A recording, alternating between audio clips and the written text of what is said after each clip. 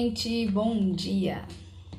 Resolvi aparecer novamente, mas tem um motivo pelo qual eu sumi. Essa espinha gigantesca aqui, ó, no meu lado. Ela já tá aqui, ó, já tem 3 semanas. E pra piorar, ainda tô com dor de garganta. Veja como que eu posso aparecer no Instagram desse jeito? De jeito nenhum. Mas eu não resolvi aparecer depois de tanto tempo apenas pra poder ficar falando da minha espinha e da minha dor de garganta, não é mesmo? Eu tenho outra coisa pra falar com vocês que é mais interessante do que isso. O que eu vim falar aqui pra vocês hoje é a respeito de um livro que eu gosto muito e que a grande maioria das crianças em idade escolar já tiveram acesso, já leram, pelo menos uma versão mais simplificada, ou fizeram a leitura do texto integral, que é o Alice no País das Maravilhas. Eu tenho trabalhado esse livro, estou finalizando agora, com alunos do 8º ano do ensino fundamental, e a gente consegue extrair grandes reflexões a partir dessa leitura que, independentemente da idade, você consegue levar para a vida. Eu separei só 3 pontos do livro que eu acho assim, que me chamam bastante atenção, mas existem vários outros. E aí eu convido você, né, a fazer a leitura integral do texto, do livro, para que você consiga extrair todas as referências que nele a gente consegue observar, que a gente consegue tomar pra gente. O primeiro ponto que eu separei é a respeito do princípio de identidade, que é um princípio silógico que diz o seguinte: uma coisa só pode ser igual a ela mesma. Não existe nada nesse mundo que possa ser igual a essa coisa. E aí eu sempre dou como exemplo, né? Pego vários objetos para poder representar. Sei lá, essa garrafa, por mais que ela tenha essa cor, essa aparência, e talvez existam outras garrafas que foram produzidas no mesmo lote, pela mesma fábrica e foi vendida na mesma loja, mesmo que seja igualzinha a ela, com a mesma cor, não existe nenhuma outra garrafa no mundo que seja igual a ela, porque ela só pode ser igual a ela mesma. Não existe nada nesse mundo, por mais parecido que seja, que vai ser igual a ela. E aí, né, em Alice, ela trabalha esse conceito do princípio de identidade no sentido de que você, enquanto pessoa, você pode passar por diversas transformações ao longo da sua vida. Você pode crescer, você pode amadurecer, você pode envelhecer, você pode lidar com diversas outras pessoas, aprender, ler, enfim. Mas a sua essência, aquilo que é você, vai ser sempre você. Então não existe nada no mundo, que pode ser igual a você mesmo, independentemente de todas as transformações que você passar ou independentemente de tudo aquilo que você aprender nessa vida. Você só vai ser igual a você mesma.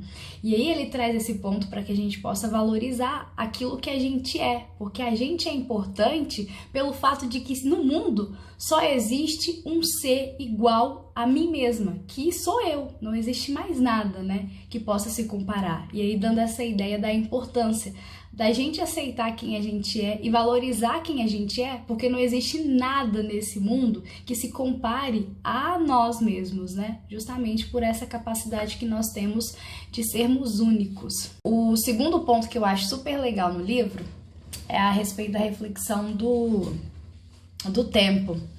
O Chapeleiro Louco, que é um dos personagens do livro, ele foi condenado pela Rainha de Copas a ficar preso às 6 horas da tarde numa mesa de chá.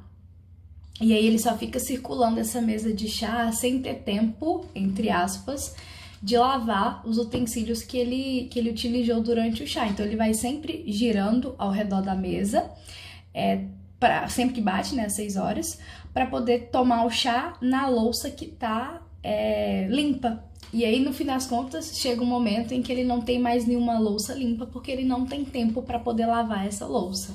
Foi condenado, né, a ficar preso às 6 horas, porque, segundo a Rainha de Copas, ele desperdiçava o tempo. Porque ele ficava fazendo coisas assim que ele gostava bastante, que ele valorizava, que era a questão do canto e tudo mais.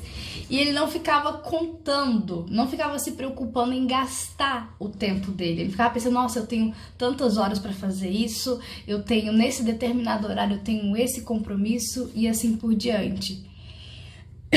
E aí ele foi condenado pela Rainha de Copas justamente porque ele desperdiçava o tempo dele.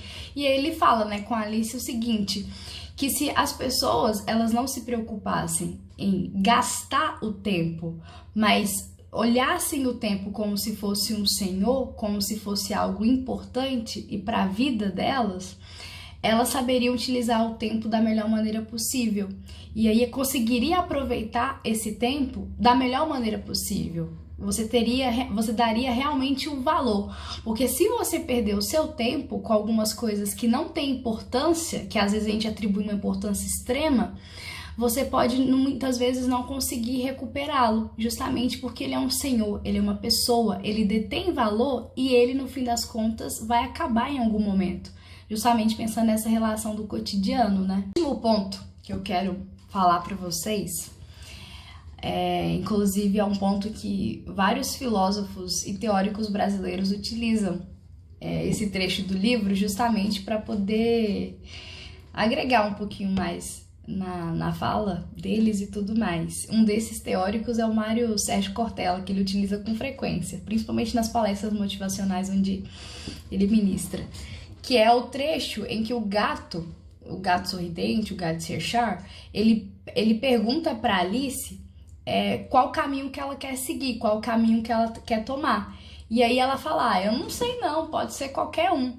E aí a seguinte reflexão que fica disso é a seguinte: quando não se sabe onde quer chegar, qualquer caminho serve. Quando não se sabe onde quer chegar, qualquer caminho serve. Esse último ponto aí, gente, vou deixar vocês pensarem sobre. Porque se você não sabe onde você quer estar, o caminho que você pode tomar, ele pode ser extremamente favorável, mas também ele pode ser super perigoso. Então, e no fim das contas, tira suas conclusões.